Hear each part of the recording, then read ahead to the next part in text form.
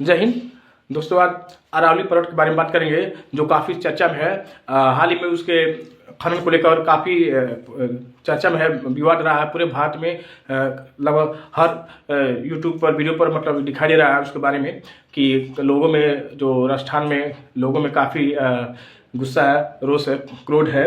तो आज हम बात करेंगे अरावली पर्वत के बारे में। दोस्तों, अरावली पर्वत जो राजस्थान पड़ता है, कहाँ पड़ता है? राजस्थान में पड़ता है। ये ऐसे उसकी लंबाई है और अरावली पर्वत से राजस्थान को जो प्रांत है काफ़ी उसको लाभ होता है। अरावली पर्वत जो है कि ये गुजरात से लेकर दिल्ली तक लगभग 750 किलोमीटर दूरी में बसा है। उसकी लंबाई 750 किलोमीटर है। आज जो दिल्ली का जो रायसीना हिल्स है अरावली पर्वत पर ही बसा है और दिल्ली में जो राष्ट्रपति भवन है, संसद भवन है, वह अरावली पर्वत के ही भाग पर बसा हुआ है। आज अरावली पर्वत को काटने की बात हो रही है तो सुप्रीम कोर्ट का ये एक आदेश आया था कि जो भी पर्वत 100 मीटर के नीचे मतलब उसकी रेंज होगी, नीचे होगी, उसको काट दिया जाएगा, यानी खनन के लिए उसका यूज किया जाएगा।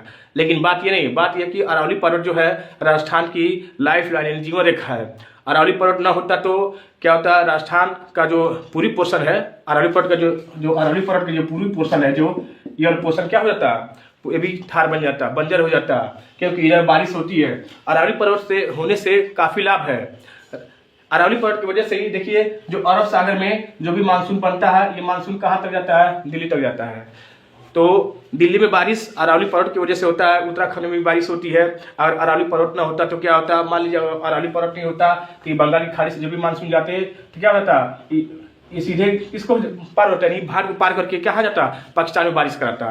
तो अरावली पर्वत हमारे लिए काफ़ी इंपॉर्टेंट है। देखिए, अरावली पर्वत क्या है कि पूरी दुनिया की सबसे पुरानी पर्वतमाला है, एक अवशिष्ट पर्वत है। उसका काफ़ी अपरदन हुआ है जो 2.5 अरब साल पुराना है, यानी पूरी दुनिया की सबसे पुरानी पर्वतमाला है।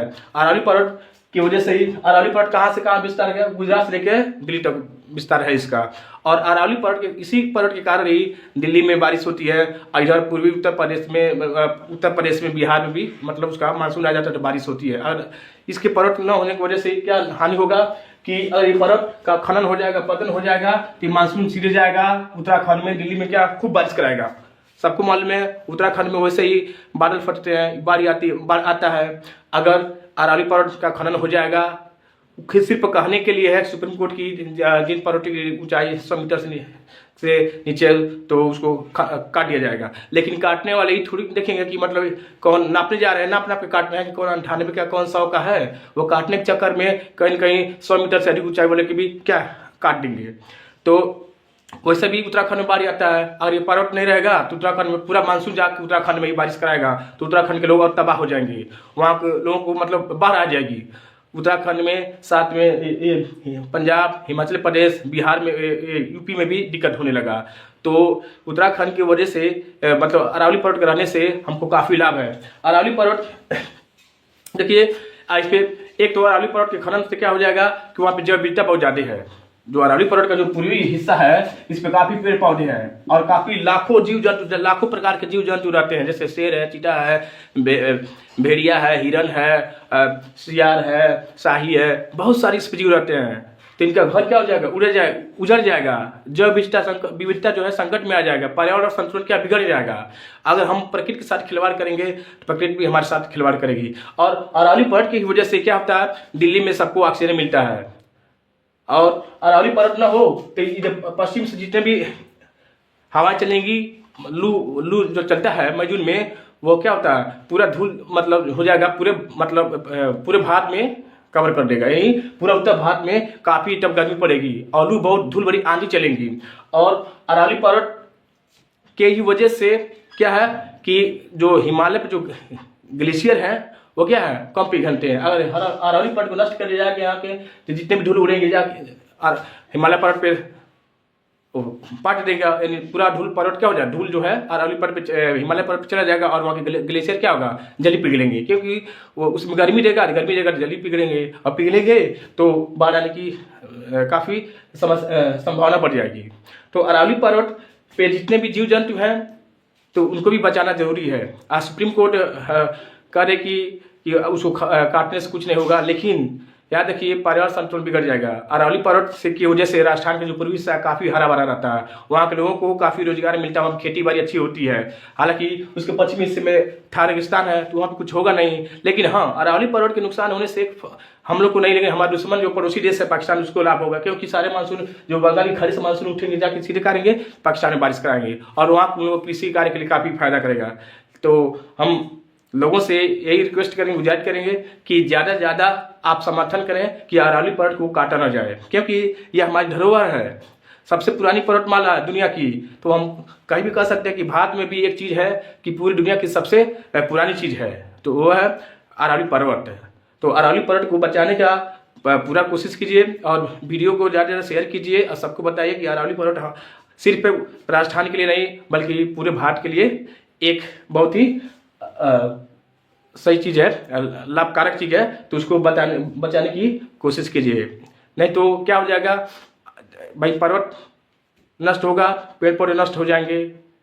जैसे छत्तीसगढ़ मध्य प्रदेश में क्या हुआ, बहुत ज़्यादा पर्वतों को काट दिया गया, पहाड़ों को काट दिया गया, उसका खनन बहुत ज़्यादा किया गया, ठीक है। तो वहाँ के जमीन बिगड़ गई, वहाँ के रहने वाले लोगों के लिए समस्या उत्पन्न हो गए।